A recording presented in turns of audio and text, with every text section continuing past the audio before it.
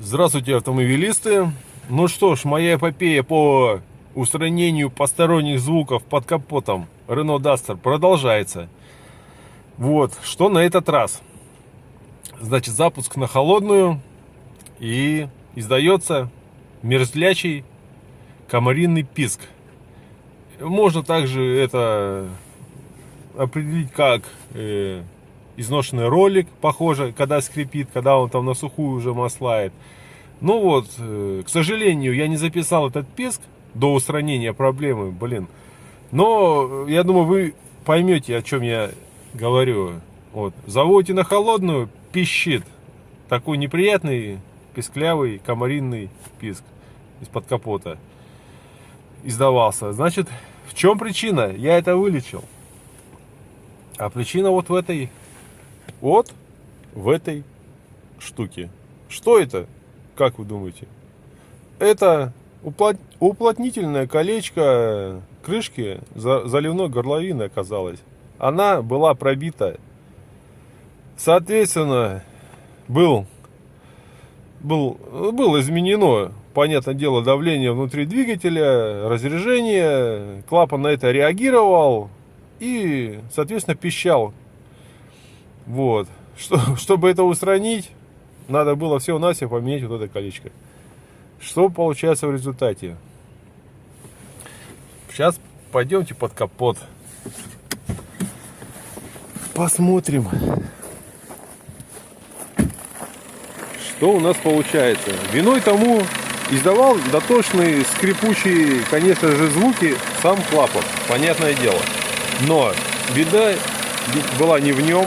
Нельзя его винить в этом писке. Он делал свою работу. Он просто реагировал на изменение давления внутри двигателя. Ну вот, к примеру, да, вытаскиваем щуп. Слышите, да? Сразу он среагировал, потому что изменилось разряжение. Вытаскиваем щуп, идет разряжение, меняется, он реагирует. То же самое будет, если открутить крышку клапана. Открутить, если крышку заливной горловины. Меняется давление сразу, он тоже реагирует. Здесь у нас разряжение, воздух засасывается. Здесь, когда мы откручиваем, наоборот, меняется давление. Газы выходят, пары, все вот это. Клапан, соответственно, делает свою работу. Он просто реагирует на изменение технического состояния двигателя, да, скажем, внутри его. Что надо сделать для того, чтобы вам удалить этот дурацкий звук? Проверьте щуп. Там есть тоже уплотнительное колечко. Ладно, сейчас выключу движок. Движок выключу. Проверьте колечко на щупе. Там тоже кольцо есть уплотнительное. Проверьте крышку заливной горловины. Там есть уплотнительное кольцо. Тоже вот оно именно у меня почему-то вдруг порвалось. Удивительно, машин еще 2 лет нету. Вот скоро будет, но пока нет. А я сначала, значит, что? Проверил щуп, все нормально. Проверил сам клапан картерных газов. Там это, чтобы все плотненько было, все хорошо. Открываю крышку. Сначала посмотрел. Ну, все хорошо вроде. Кольцо надето. А тут было маленько грязно по ободу. Я не заметил, а там что-то 2 миллиметра может. Такой маленький вот разрыв был. Потом обтер тряпкой, да, по периметру. И вот увидел, оказывается, блин, порвана, зараза. Вообще капец. Из-за какого-то вот этого, из-за этой ерунды создавался истошный скрипучий этот звук под капотом. Именно когда машина холодная. Потом прогревается, соответственно, машина. Звук пропадал. Ну, потому что уже и, соответственно, газов больше под капотом. Клапану, видимо, этого хватало. И он переставал пищать. А на холодную вот он именно издавал скребущие эти звуки дурацкие. Что сделал? Я поехал в ближайший магазин. Автомагазин, купил кольцо. Какое купил? Оно не оригинальное, оно вообще не от крышки. Там, по-моему, от масляного насоса, что ли.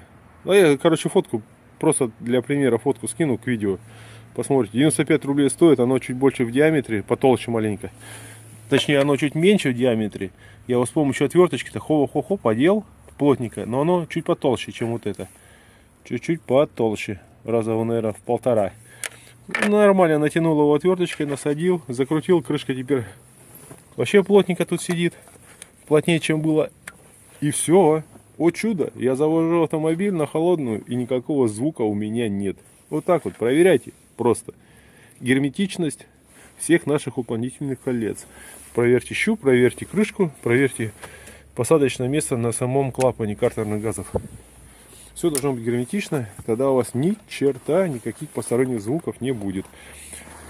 А что касаемо других звуков, кваканья, кряканья, вот, которые мне давали здесь, но это есть у меня отдельное видео, на моем канале увидите. Кстати, да, если у вас есть какое-то там кваканье, бульканье, посмотрите это видео, там есть комментарии, оставленные пользователями канала YouTube под моим видео, писали очень хорошую информацию, то есть почитайте.